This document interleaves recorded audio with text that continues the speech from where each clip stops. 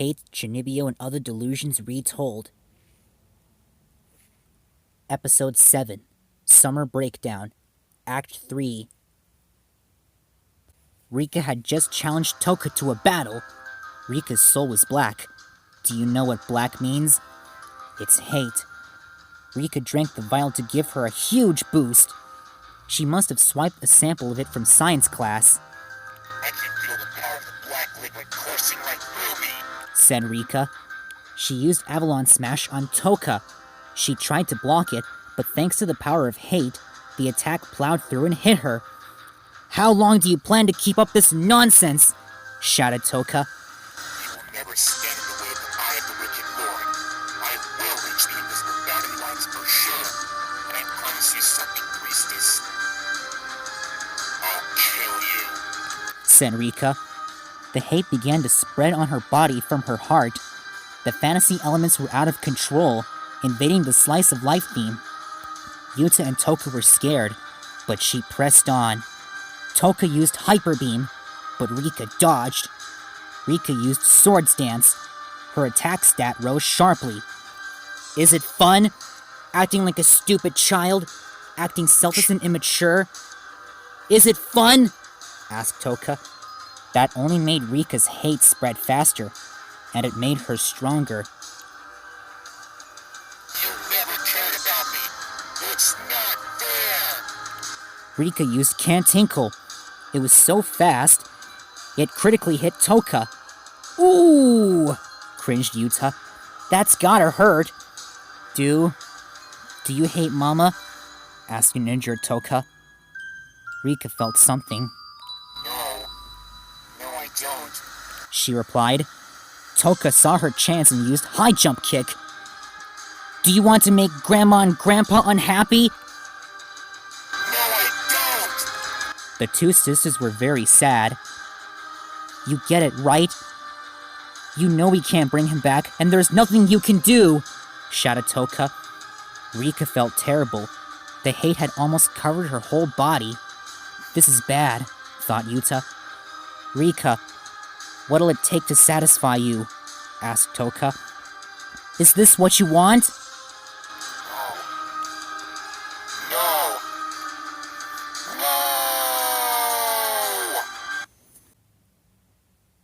There was a black aura covering the area. The hate had fully taken over Rikka from antenna hair to toe.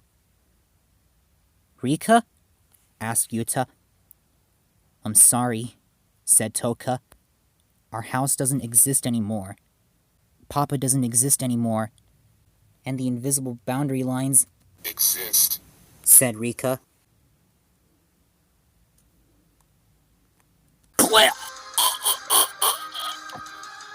Rikka stretched out her arm and grabbed Tōka by the neck. Tōka dropped her ladle. I've been looking forward to this day, said Rikka. When we finish you, we'll finally be able to reach the invisible boundary lines once and for all. We? Asked Tōka. Yuta, finish her. What? Yuta's blood ran cold. He was in complete shock and horror. Run, Yuta! Save yourself! Shouted Tōka, but Rikka summoned a barrier to prevent Yuta from escaping. Finish her, said Rikka. Yuta teared up. No. I shouldn't. do it. No! Shouted Yuta. Fine. I'll do it myself. Wait! I changed my mind! Shouted Yuta. What? Exclaimed Tōka. Yuta said in his dark flame master voice, I'll finish the priestess once and for all, Eye of the Wicked Lord. Good. Rikka smiled sinisterly. Yuta and Tōka looked at each other. I'm sorry, Tōka. It's okay. At least I get to see Papa again. Tōka closed her eyes and waited for it to end. Yuta charged his attack and shouted, Be enveloped in the flames of darkness! He hit Rikka and she dropped Tōka. Yuta had tricked Rikka. Hurry, let's get out of here! But Rikka recovered and stretched both of her arms and grabbed the two.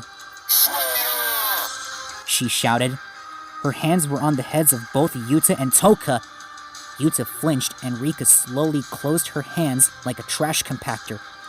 It looks like this is the end for us. Thanks for everything, Yuta, said Tōka. But he refused to give in. He had one more trick up his sleeve. He was filled with hope and determination. Is this what Papa wanted? Shouted Yuta. Rikka stopped. Her evil expression became emotionless. That gave Tōka an idea. Rikka, you don't understand this yet, but I still love you, said Tōka. Remember all the good times we had together? Asked Yuta. Rikka remembered the times when she became interested in Yuta. She made her club possible. She studied for her math exam, and she received a new email address from Yuta. She let go of Yuta and Tōka. Rikka? Asked Tōka. Deep inside her soul, Rikka was fighting against the hate to regain control of herself. Yuta. Tōka.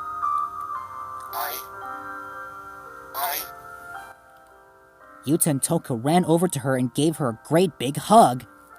And with that, the hate was cleansed, the black aura disappeared, and Rikka was finally herself again. I'm so sorry, she said, and she hugged the two back. It's okay, Rikka, replied Yuta. Don't ever do that again, said Tōka. She and Yuta had never felt so scared in their whole entire lives. I underestimated the black liquid's power. Thanks for saving me, said Rikka. You're welcome, replied Yuta, but Rikka was still heartbroken about the sad truth. I don't know what's worse, our tragic backstory, or the fact we almost died, which I can't believe almost happened, said Tōka. Not to mention, fantasy became reality for once. I don't suppose anyone will listen to us if we tell them. Except maybe Kumin and Dekamori, said Yuta. So let's pretend this did not happen, said Tōka. And Yuta couldn't agree more. Tōka, don't take this the wrong way, but... he began. It's not that everything you said is the truth, but... I think that Rikka knows her past is true too. It's because she knows it's true that she acts like this. It's the truth, so deal with it. Even if you hear that, even if you try to deal with it. Sometimes, things happen one after another, and you can't just deal with it. So you handle them the only way you know how. It's not running away, and it's not trying to ignore the truth. But thinking that harsh words are good enough to settle harsh things? Of course it's not good enough. Still, everyone says that's just the way it is. They say, reality's harsh, deal with it. But is that really enough? Wow, Yuta, said Tōka. That was deep. Sorry to contradict you, though, but that is reality. That's just part of growing up. Everyone has to face it sometime in their lives. I guess you're right, said Yuta. But Rikka was still sad. Not just about the house, but also what she did. So she ran away. Rikka! Rikka, wait! Yuta chased after her, but he somehow lost her at the intersection. Tōka caught up with Yuta. Yuta, I'm sorry this happened. That's okay. Should we find her together? I'd love to, but there's a reason Rikka avoids me. Right. Thanks for saving me and my sister. Be sure to look after her. I will, Tōka. I will. And Yuta began to search for Rikka. The first place Yuta looked was at the Takanashi house. He looked in Rikka's room, but she wasn't there. Just then, Grandmother Takanashi showed up. Oh my, welcome back, she said happily. Have you seen Rikka? Asked Yuta. A taxi dropped her off a little while ago, replied Grandmother Takanashi. Isn't she at the beach with your other friends? Everyone left earlier saying they'd be doing fireworks. Thank you very much, said Yuta. At the beach, Nibutani, Kumin, Dekamori, and Ishiki were there. Deka was holding a match. At last the black flame dragon shall be released from its prison! She lit the firework cannon and tried to make a run for it, but Deko tripped on one of her pigtails and fell. No! Not yet! The firework cannon shot sparks, and Deko wailed and braced herself. What are you yelling about? Asked an unamused Nibatani. Just then, Cerberus showed up and looked at her. Thankfully, Nibatani had a bone in her hand, so she threw it far. Fetch! But Cerberus didn't listen, and they pinned Nibatani and licked her. This sure is fun, isn't it? Asked Kumin. Yes, it is, replied Ishiki. Yuta, Rikka, and Tōka sure have been gone for a while. I wonder what they're doing, said Kumin. Think about it, began Nibatani. If you come to the beach on summer vacation and go off sneaking together, it can only mean one thing. Don't tell me! They had a chance meeting with a magic warrior! Exclaimed Deko. Just then, Yuta showed up on the Runrad's Vial. There you are, Yuta, said Kumin. Hey everyone, where's Rikka? He asked. We have no idea where Master is, replied Deko. But you did miss the black fireworks from that hill over there, said Ishiki. Yuta was confused, but he realized that the black fireworks the group assumed was actually Hate Rikka from earlier. Whoever set them off, I hope they're okay, said Nibatani. Yeah, me too, replied Yuta, and he pedaled away. I'm coming, Rikka, he thought. Yuta, wait, said Kumin. Wow, go get her, Togashi, exclaimed Ishiki. From day one, I always knew he and Rikka would be together. Could they have hit another barrier? Asked Nibatani. Barrier is a powerful shielding technique, exclaimed Deko. Rikka was holding a luggage bag at the train station waiting for a train to her apartment. At last it arrived, and she got on board. And so did somebody else. Rikka was looking out the window when she saw the reflection of Yuta! He barely made it to the train with her. Why are you here? Asked Rikka. That's what I'd like to know. Where are you going? Asked Yuta. The Bureau's strength is amplified in this particular region. The barrier is too powerful. Not to mention, I almost killed you and the priestess.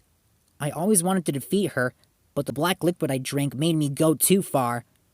So much so I lost control of myself. So I'm retreating, said Rikka. I know you're sorry about earlier, but you're running away? Asked Yuta. But Rikka said nothing. The train was taking the two students back to Otsushiga. Yuta, where did you acquire your dark flame power? Asked Rikka. Well, it's kind of a long story, he replied. At first, it was just something a friend used to say. I was happy to have been invited, but it's like I didn't belong. I felt like something was different. Something felt wrong. It was like I was drifting away from the world. A strange sense of isolation came over me. A consciousness from the darkness called forth memories of a different world? Asked Rikka. I guess it was something kind of like that, replied Yuta. But He remembered his illustrations and his past self, which set him off. I want to forget! What's wrong? Are you receiving interference from the Bureau? No. Now look here, Rikka. Our eyes meet. Huh? Rikka was looking at Yuta from the window's reflection. She took off her eye patch. Yuta and Rikka were looking at each other through the reflection. The two felt something. Rikka put her eye patch back on. With this, we are bound together by an unbreakable pact, Dark Flame Master, she said. Sure, whatever, replied Yuta. Be enveloped in the flames of darkness, shouted Rikka, posing. Yuta grabbed her hand and shouted, Don't do that here! Luckily, no one was around them. Rikka smiled. Yuta smiled. I forgive you for what you did earlier, he said. Thank you, replied Rikka. She was correct, as the two students really were bound together by an unbreakable pact. Meanwhile, at the Takanashi house, Kumin was drying Nibatani's hair with a hairdryer in the bathroom, when the latter received a text. Oh, it's from Togashi. What did he say? Asked Kumin. That Rikka is heading home, and that he's going with her, replied Nibatani. Kumin was surprised. Did they go back already? Pretty scandalous, huh? Why scandalous? Nibutani was getting annoyed. You need to do something about that innocent girl act before you scare everyone away, she said sternly. But that's just Kumin, and that's just the way she is. Have you ever even dated a boy? Asked Nibutani. Of course I have, replied Kumin. In kindergarten, while it's true my best friend was Junki, I used to hold hands with another boy in class named Takashi. But then he went overseas for his father's work. And in elementary and middle school, he was homeschooled, so I never got a chance to be with him. As for Junki, he also went overseas, but I'm not really sure why. I didn't think it was possible for someone to be this innocent, said Nibutani. Kumin was unawarely hair-drying her shoulder. Nibutani moved. Ow! Hot! Hot! She wailed. Oh no, I'm sorry, said Kumin. Nibutani finally became aware of her sun tattoo, which read, Fake Summer, on her back. She was shocked and knew Dekamori was behind this. As for her, Dekamori got in the hot tub and moaned in pain. Everything stings. I, Dekamori, have been punished by the sun and have burnt just like the wings of Icarus. Just then, Nibutani and Kumin showed up.